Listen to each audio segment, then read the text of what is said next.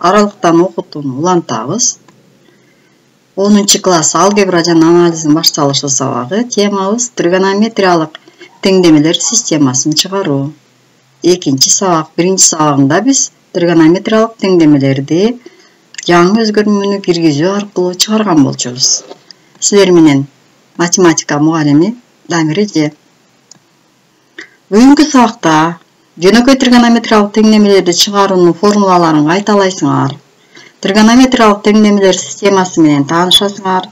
Тригонометриялык теңдемелер системасын чыгарууну үйрөнөсүңөр. Кайталап кетели. Тригонометриялык теңдемелердин чыгаруунун формулалары. Жөнөкөй тригонометриялык теңдемелерде косинус t барабар a тамырын табыш үчүн t барабар плюс минус арк косинус a 2 n n z'ке тиешелүү. Бул жерде a минус 1ден чоң жана плюс 1ден кичине же барабар болуш керек. Минус 1ге дагы барабар болуш керек.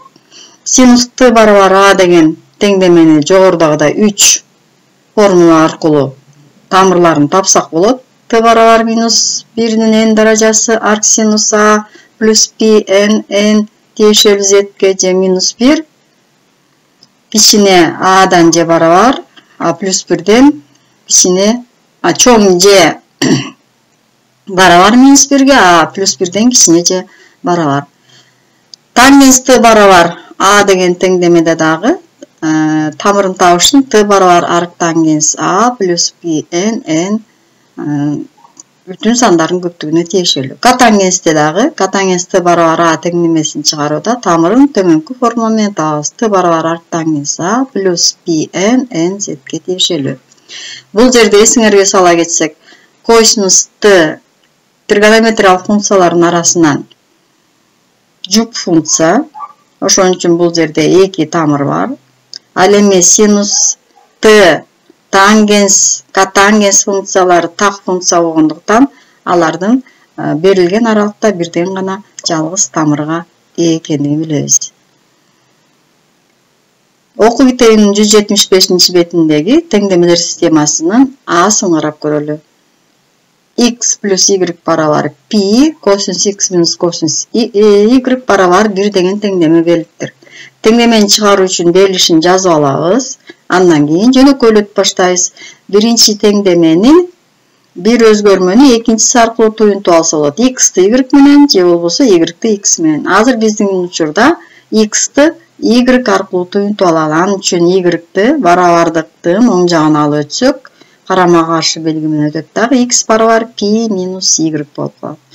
P минус y'ти экинчи теңдемедеги косинустун ордуна алып келип косинус x'тин ордуна x'тин ордуна алып келип p минус y'ти коебуз. Калганын өзүн жазабыз. Эми эмне кылабыз? Бул жерде 9-класста биз өткөнбүз. Келтирүүнүн формулалары дегенде 180 минус y болгондо косинус p минус y функциясы төмөндөгү эмеге өзгөрүп кетет. Келтирүүнүн формуласы кең тар бурчка алып келе турган болсок, анда бул минус косинус y берет. Косинус y'тин өзүн жазабыз дагы, андан ары жөнөкөйлөтүп кетебиз. Биринчи теңдемебиз жазылат, экинчини кошсок минус 2 косинус y барабар 1 болот. Кайрадан эле биринчи теңдеменин өзүн жазабыз. Ал эми экинчи теңдемеден косинус y'ти таап алабыз. Анда 1ди минус 2ге бөлсөк, минус 2ден 1 болот. Эми бул жерде биз жогоруда кайталап өтпөдүк. Ошол формуланын негизинде y'ти таап ала турган болсок, косинус y барабар минус 2ден 1 деген теңдеме жөнөкөй теңдемеге келип калды, тригонометриялык жөнөкөй теңдемеге. Анда мунун 2 тамыры бар. Y барабар плюс минус 2ден 1ге качан барабар болот? Айлананы эсиңерде да, бул жакта да. Ошон үчүн могул жерде плюс минус 3дөн 2 π де минус 2ден 1ге барабар косинус y плюс 2 π n мезгилин кошобуз. N бүтүн сандарга тиешелүү. Андан ары карайлы. Эми y'тин ордуна алып келип плюс минус 3дөн 2 π n 3дөн 2 π'ни коебуз. Бул жерден 2 тамыр таап алсак болот. Бул п'ден кошуп кемитип, мына минус 2 pn болуп калат. Анткени могул жерде минус бар да.